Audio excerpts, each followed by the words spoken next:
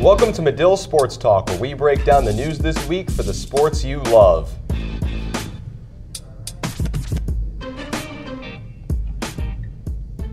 Hello everyone, I'm your host Alex Campbell, and if there's one thing I know about sports fans, it's that the only thing they love more than their teams is their fantasy squad. That's right, we're kicking off MST today by talking fantasy football and fantasy baseball. To break down everything you need to know, I'm joined by my colleagues and fantasy experts Andrew Weiss and Doug Greenberg. Gentlemen, let's get right to it. Week 1 of the NFL is just over 3 weeks away, and that means it is fantasy football draft season. So we're going to start today with a little something we call Love Him or Leave Him, where we discuss which high-profile players we think are worth the hype and which ones we think you should avoid.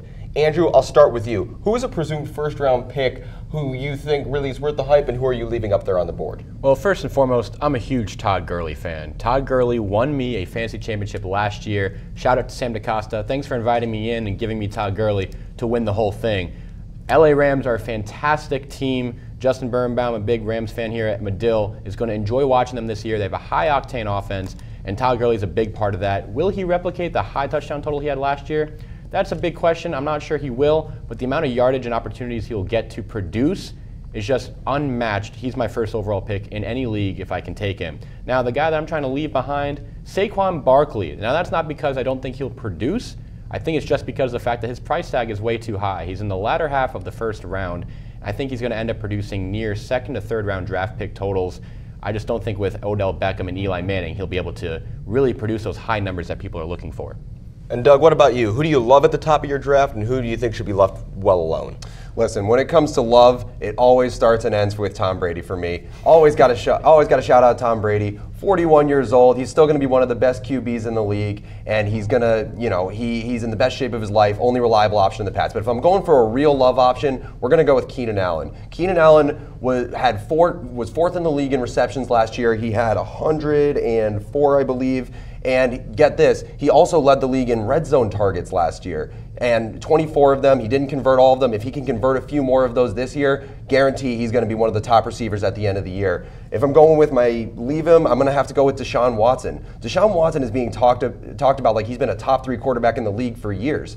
I just don't see it. He's torn 2 ACLs. He's too risky, and I think you can get better value at the quarterback position, a little bit later in the draft. And certainly those first and second round picks, those are big decisions for fantasy owners to make. But turning our focus away from the top of the draft charts, Doug, who do you think are some players, or maybe a whole team, who are flying under the radar, who owners should look to as a possible option to provide value later in their fantasy draft? Well, one player who really had a great opening to his year last year, and he sort of tapered off a little bit, that was Tariq Cohen. Tariq Cohen, he's going to be part of a Bears offense, which, Alex, I'm sorry to say, they're going to be playing from behind a lot. So with the Bears playing from behind, Tariq Cohen is going to be a really big part of that offense. And to be honest, I think Mitch Trubisky is going to be checking down a lot. And Tariq Cohen is perfect when it comes to taking those checkdowns and running with them. In terms of a whole team, I also love the Tennessee Titans this year. I'm looking for Marcus Mariota to finally make that next jump. Corey Coleman will benefit. Delaney Walker will benefit. And then they have a really, really balanced running attack with Derrick Henry and Dion Lewis. Mike Vrabel's building a little Foxborough Light down in Nashville, and I'm very, very excited about it. Foxborough Light. Ooh, Foxborough Light. You know him, my man. Me. Well, I'm going to slide on over to the 2 guys I'm looking for value picks. First and foremost, Marquise Goodwin from San Francisco. You got to add Jimmy GQ in there. Shout out to you, Doug. I know you're a big Garoppolo guy. Well, Jimmy G is a great quarterback in Kyle Shanahan's system, and Marquise Goodwin is the perfect wide receiver to complement Jimmy G. It's going to be incredible watching that speed and ferocity coming out of Marquise Goodwin. A wide receiver 3 in most drafts. He's going to give you wide receiver 2 value. The other guy I'm looking for, Royce Freeman, University of Oregon. Now, shout out to my guy Drake Hills. Royce Freeman was the all-time leading rusher at Oregon, even though he had some injury-riddled campaigns. Incredible talent, big back, a lot of speed. He had 38 yards on 4 carries in Denver's first preseason game. He's going to be that bell cow back for Vance Joseph, for John Elway over there in Denver. And it's going to be very difficult to see anyone else providing the same value he will. And that's some great advice, guys, because we know when it comes to fantasy football, owners are always looking for who's that guy can get later in the draft that other people aren't paying attention to, who can really upgrade my squad and make the difference down the stretch. So we'll see how it all pans out this season. Well, while football is just starting to come back, the MLB season is heading into its home stretch with fantasy playoffs on the horizon. We're going to close the fantasy segment today by giving you some advice on how to prepare for the postseason. Andrew, the free agent market is always key, and the decisions are only more high stakes this late in the season. So who's a player that's maybe unowned in a high percentage of a lot of leagues who can really provide that extra spark to a squad down the stretch? Well, there's one guy who's 9th in fantasy points over the last 30 days, available in 33% of leagues. That's Cole Calhoun. Atrocious first half of the year for Cole Calhoun, batting under 250, just a lot of strikeouts, not a guy you wanted.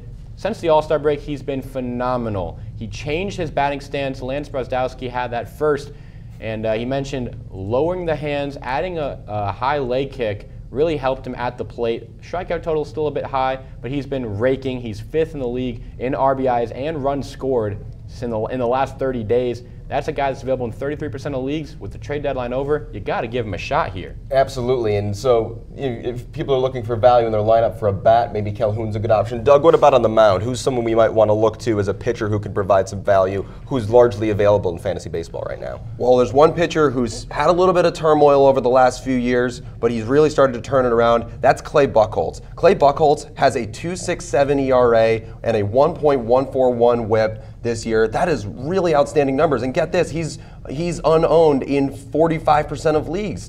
That's crazy. Like, we're putting up insane numbers like that. He's playing for an Arizona squad that's absolutely rolling right now. They're going to give him plenty of wins. They're going to give him plenty of run support, less pressure on the mound for him. And Buchholz looks great. He's finishing out an Arizona rotation that really has a really strong, and I think he'll be able to finish out the year really well. Well, guys, and as the season comes to a close and we're looking for advice, do you guys have any one piece of big advice about what decisions fantasy players want to make as their teams might be a little shake-up as some teams are contending for the playoffs and others are bringing up prospects? So, Doug, what's one overarching piece of advice you would give to fantasy owners right now? Yeah, well, we're past the trade deadline, so the one thing you're going to have to focus on is starting the guys in your lineup who are playing for the contenders. Guys who are playing for contenders, they're going to get more runs, they're going to get more RBIs. So you want to start there. The next place you want to start, if you do not have guys in contenders, start with guys in the top half of their lineups. Because the old adage in fantasy goes, the most important statistic in fantasy sports is playing time. And so if you get guys who are getting more at-bats at the top of the lineup, they're going to be able to make a lot more impact than a guy who's batting 6th or 7th. Absolutely. Yeah, and the other side of that, of course, is the fact that there's teams that aren't contending, and what do? Well, a lot of those teams are going to look to bring up their top prospects, and the one guy that I'm looking for the most has to be Vladimir Guerrero Jr. He's not just a chip off the old block. He's the whole block and more. Vlad Guerrero, an incredible Hall of Fame player. His son, possibly even better. He's batting .390 right now in the minors, could even get over .400 for the season. He has 69 RBIs in 79 games, including 18 home runs through AA and AAA. Recently was promoted to the Buffalo Bisons of AAA. I think he has a chance to go to the Blue Jays organization top level in the next few weeks just to see what he can do. And if he can do what everyone thinks he can, that's going to be a fantasy championship heading your way if you can pick him up. Absolutely, and there's plenty of high-profile prospects across the MLB who might be making their major league debuts soon. I know we're on Michael Kopech and Eloy Jimenez watch here in Chicago, so it'll be interesting to see how the rest of the season pans out. Well, that's all the time we have to talk fantasy sports today on MST. Best of luck to all the fantasy players out there in your football drafts and baseball playoffs. Up next, Kristen Keller, Casey Bannon, and Drake Hills will discuss recent adjustments to NCAA rules and the potential impact those changes could have. Don't go anywhere. This is Medill Sports Talk.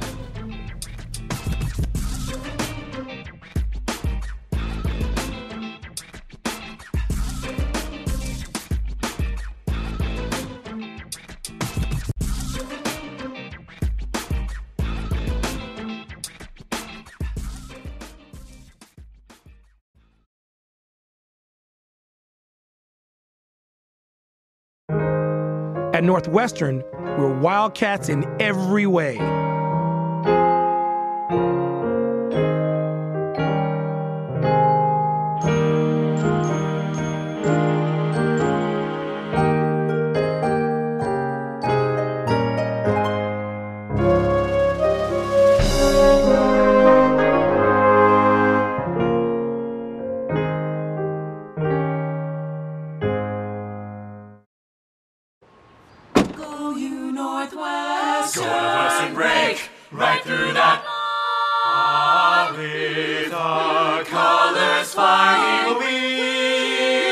We we'll cheer you all the go. Go you Northwestern, fight for victory, sweet victory, spread for the fame of our fair name, and go Northwestern, win that game.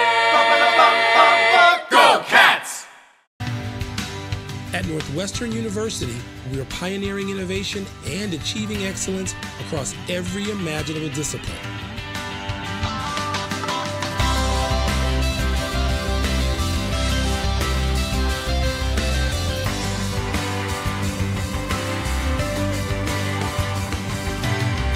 At Northwestern University, the possibilities are endless.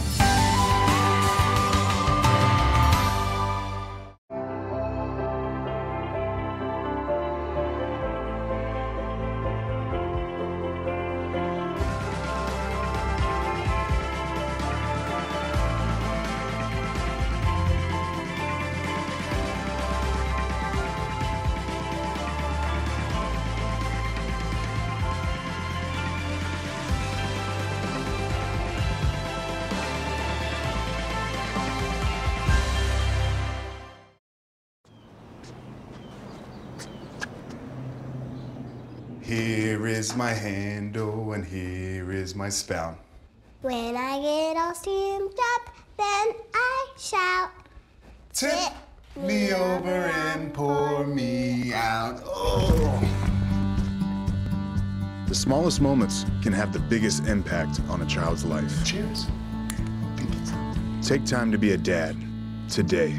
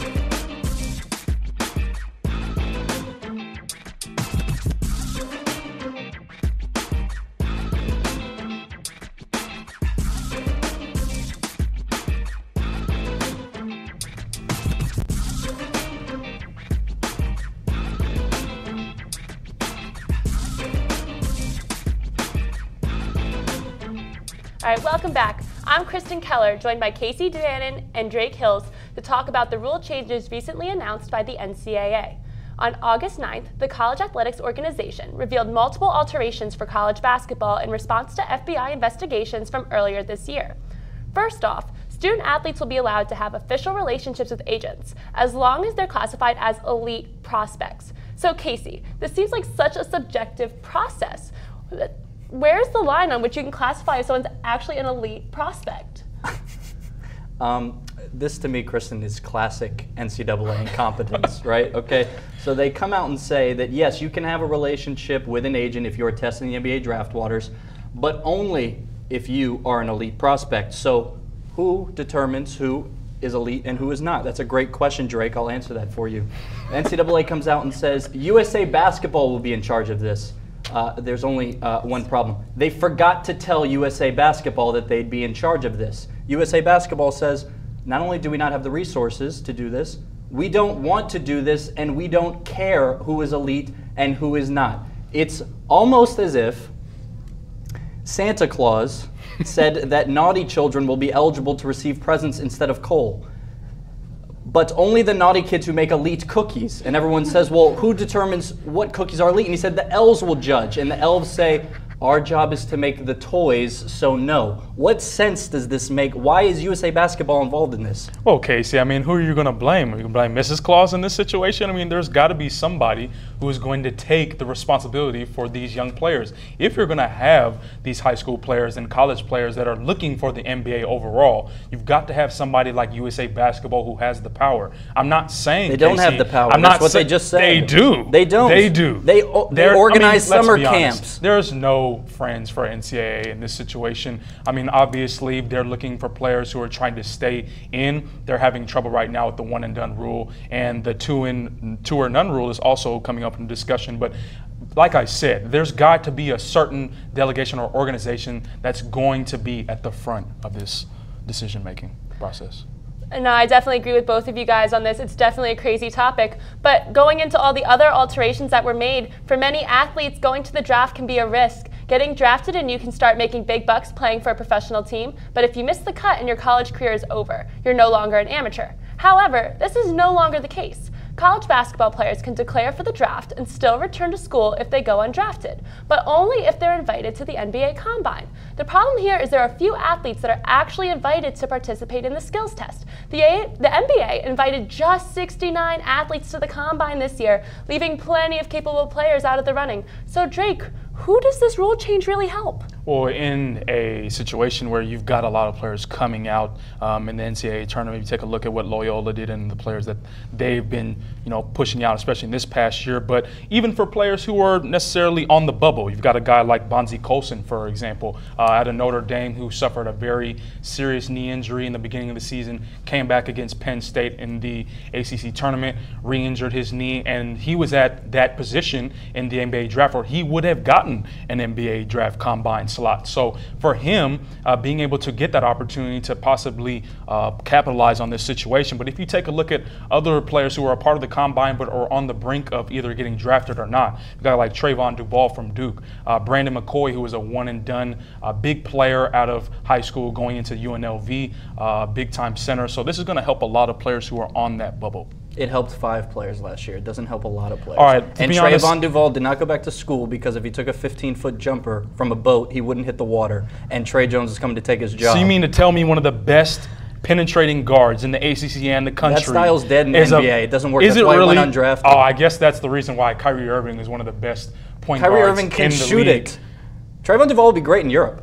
Well, as much as we love all of our college athletes, we're going to be talking about a different set of athletes who are affected by NCAA's rules, and that is high school recruiting. This one alteration specifically modifies how that's done, as the recruiting calendar is getting a major overhaul and the most significant change occurs in July. So college coaches will only be allowed to attend one sanctioned AAU event weekend instead of 3. This effectively cuts off tournaments sponsored by shoe companies, who have been at the forefront of the FBI's investigations into recruiting collusion between these companies, college coaches, and sports agents. So Drake, how does this change affect the grassroots efforts of the AAU circuit? I mean, let's be honest here, Kristen. The AAU circuit is not how it was 15 years ago. You've got Nike, you've got Adidas with the EYBL and the Gauntlet. You've got tons of tournaments from April until August, but obviously in the month of July, that's where the basketball is really heavy, whether it be Coach Krzyzewski, whether it be Bill Self from Kansas, whether it be Roy Williams from North Carolina. These coaches are going to head into those top tier tournaments. And so for those mid-major players who may not be in the ESPN 100, guys like Romeo Weems, a 38th player in the country in the ESPN 100, is going to DePaul for next year. And that's the opportunity that some of these mid-major schools are going to receive in the next couple of years once these coaches are going to have to start being more selective. Most of these tournaments are already televised, if not streamed. Just because Coach K can't physically go to these tournaments does not mean he can't pick up the phone and have the same Listen, effect. Casey, that may be the case, but at the same time, there's nothing better than an face-to-face conversation, and you get to learn more about that player and meet those parents and meet their other coaches, whether it be their AAU or high school coach. The infiltration is a lot larger There's than several just things better hitting than somebody a up on a face-to-face Twitter conversation, maybe like a $100,000 check from Arizona or something. I don't know. Well, not everybody can be the Arizona Wildcats, Casey. How about that?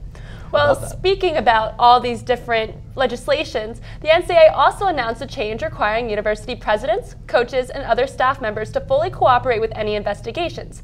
With this newfound power, top school administrators will be held personally accountable for their athletic department's actions. Drake, will this help the NCAA crack down on rule violations? Absolutely not, and I think we've talked about this off air as well. The fact that NCAA coaches are at the helm of a lot of these investigations. Obviously, we know what happened with Rick Pitino, who was basically forced out of Louisville. Sean Miller in this past season with DeAndre Ayton, that infamous phone call, as well as Alonzo Trier, player who wasn't drafted but showed out in the NBA Summer League and is now with the Knicks. It's not about the NCAA coaches. It's about the assistant coaches and these recruiting coordinators who are really going out into the communities and are actually building relationships with these top tier players. And until you have, Kristen, the NCAA, whether it be representatives or so-called investigative reporters, if you will, to go out into the communities and go out into these schools and really check on what's going on with players and how the recruiting happened, this situation is going to stay how it's been. I agree with Drake. They created 2 independent organizations to investigate these claims. The one investigates them, and then the other investigates the one that's investigating. So I agree with Drake for the first time in my life. Well, now let's open the floor. Many people believe that these rules are only a small portion of what the NCAA actually needs, which is to get rid of the amateur status for college athletes. By doing that, student athletes would have the opportunity to get paid for competing in anything related to the sport. So, Casey, you're a former student athlete over here. What is your take on this whole discussion? Yes, I was former property of the NCAA. I admit it. And I don't think I should have been paid. I did not play a revenue sport. However, if you do not think that athletes should be paid, let me just address some of your favorite arguments with that. Because while you say that kids are being fairly compensated by education, let me just say that kids, the majority that do not go professional, are at a severe disadvantage. They forfeit internships, work experience opportunities. They take shortcuts. They're coddled by tutors. They don't do their own work. In many cases, after they leave, they're not equipped. Some have to go back to grad school. That's a different story. So when you say your 2 favorite arguments are that they're being paid in education and there's not enough money to go around, let me just say this. If there wasn't enough money to go around, then the Alabama linebackers coach would not be making $950,000 this year. And if paying a kid into in education was fair, then take those coaches that are making millions of dollars and pay them in tuition and let them see how hard it is to pay for meals late at night with course credits when you're broke. It doesn't work that way. That's all I have to say. No, I think what we have here is 2 straight topics that we're going to agree here on, Casey. First of all, you've got players who are at these top tier programs, as Casey mentioned, who are developing a routine in which the classes, the relationships, the vocational side of how a college student brings himself into society is different. You go to workouts 6 a.m., you go to tutors, you go to class, and then you have practice. All of a sudden, they're giving you a pizza that was made a month ago to eat for an entire week. That's what's happening when you run out of a budget. The reimbursement doesn't last you an entire quarter, an entire semester. So excuse me if the Quack Fives or the new Jordans coming out at North Carolina are so great that you can sell them for a couple of $100s to eat, not necessarily buy the next Gucci belt. I mean, come on, it's a bit ridiculous to me that not only students but also in the NCAA is thinking that players and the student athletes have the resources to continue. I have one question beforehand before we leave. Does that mean that LiAngelo Ball can go back to the JBA? No, the JBA is an interesting situation because it's not like they have the entire Ball family there already, and it seems like a bit of a fraternity, but it really doesn't matter because it's the Ball family does sell $500 All right, guys. Well, we could definitely talk about all these topics all day long, but for now, we'll have to put a pin in it and bring Medill Sports Talk to a close. Thanks for watching for this week. As always, be sure to check us out on Facebook and Twitter at Medill Sport Talk and find the rest of our 2018 season on YouTube.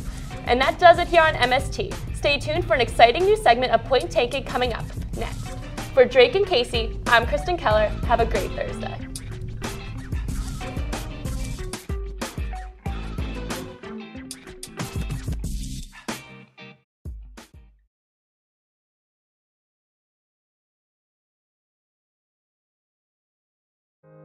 At Northwestern, we're Wildcats in every way.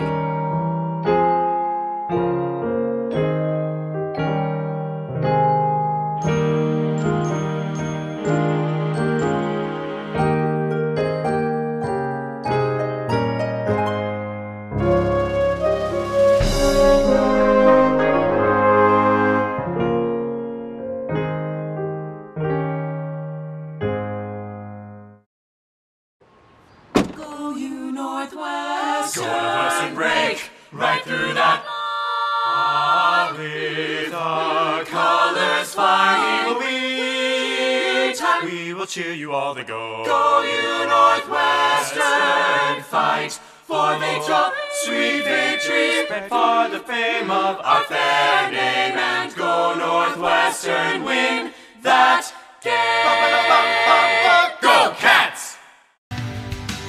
At Northwestern University, we are pioneering innovation and achieving excellence across every imaginable discipline.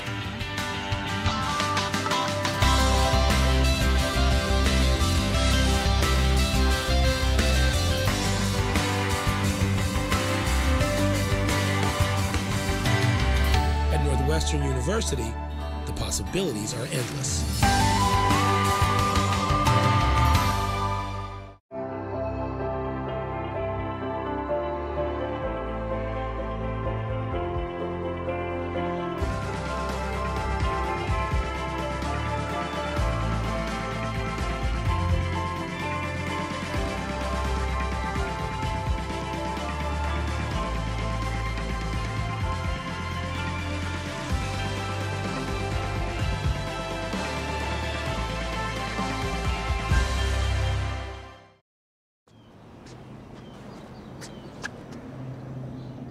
Here is my handle and here is my spout.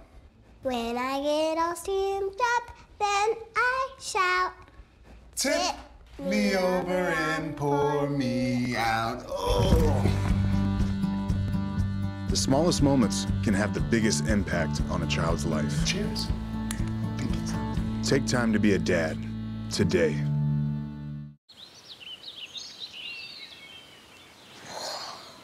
Oh, look, a redhead.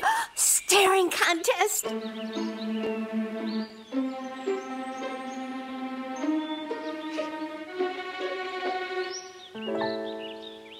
You still got it.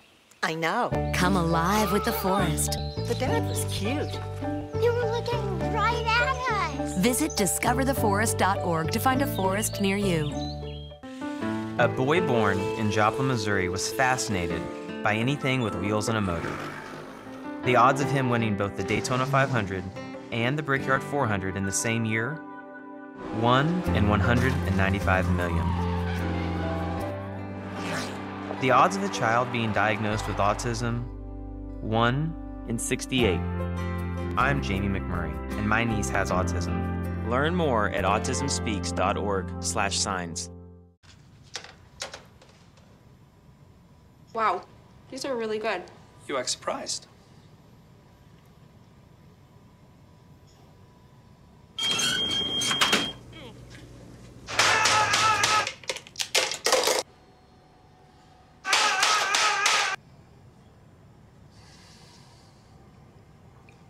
Practice makes perfect. You don't have to be perfect to be a perfect parent. There are thousands of teens in foster care who don't need perfection. They need you.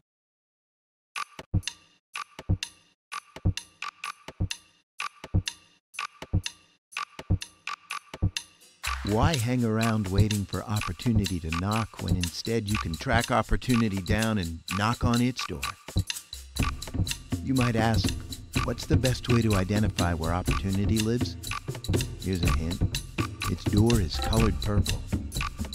Northwestern University. Opportunity awaits your knock. At Northwestern, we're Wildcats in every way.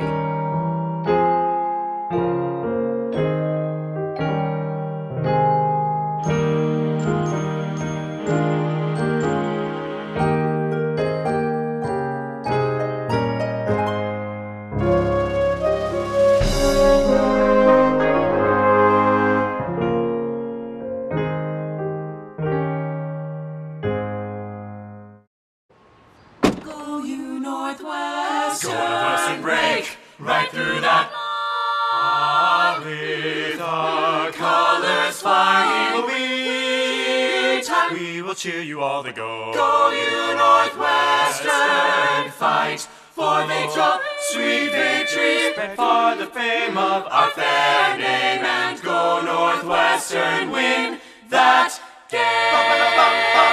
Go Cats!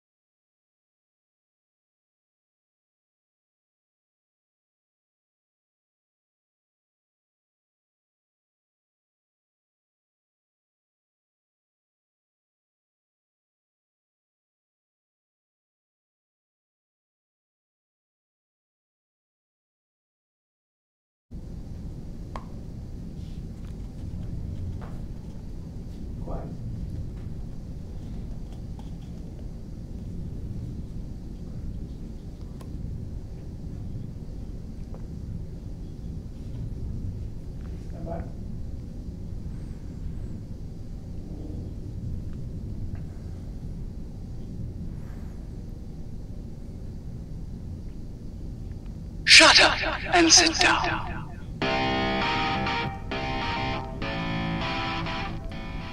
Welcome to Point Taken on the Medill Sports Talk Network, where the points are fake, but the banter is real.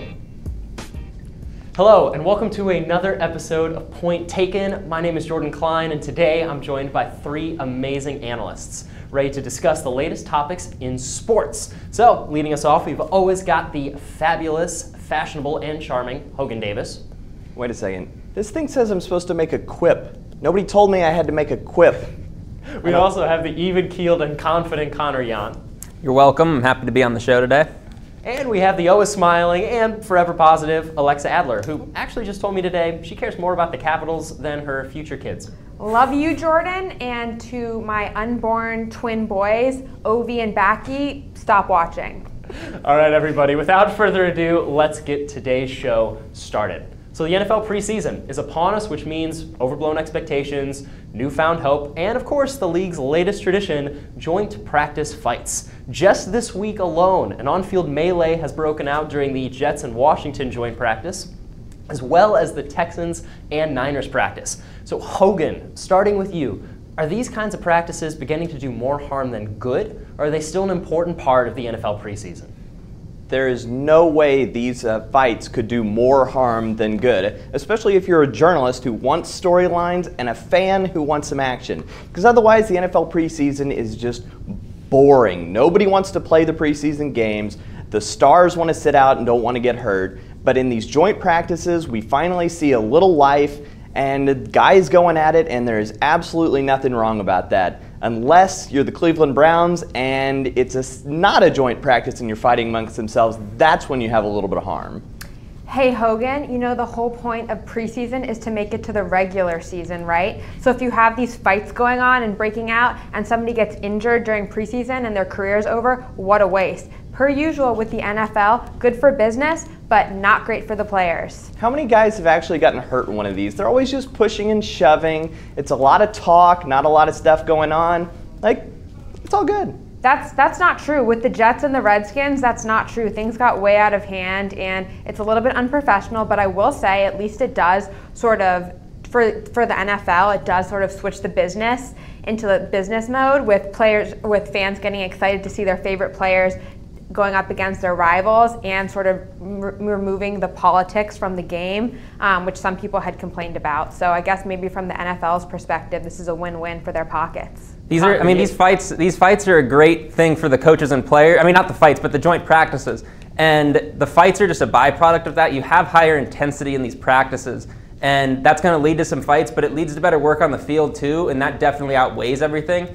And no one really ends up getting hurt in these fights. I can't remember the last time there was a serious season-ending injury or even an injury that caused them to miss week 1 on this. So I just don't think that fights are a problem. They happen anyways, like they have with the Browns or with Josh Norman and Cam Newton a few years ago in Carolina. So I just don't see these fights as too big of a detriment to consider getting rid of these practices. You get to go against a new scheme, new players, and so you get a lot better work done in practice. And with that, we're going to end that first round. For me, my point is going to go to Connor Yahn. He brought the strategic element into these joint practices. They're important because they up the intensity and they give you real reps against another team and potential divisional rivals. So Connor, you are automatically locked into the showdown on today's show. So feel free to answer the next question, but know that your place in the showdown has already been solidified. Must so now, be nice. I want to recount. Moving on to golf, where the story, of course, is still about Tiger. After scoring the best final round of a major in his career, Tiger Woods still fell short of winning the PGA Championship, but nonetheless, his masterful round got the golf world buzzing. So, Alexa, I'll start with you first this time. Is Tiger Woods really back? And if so, can we expect him to win that 15th major?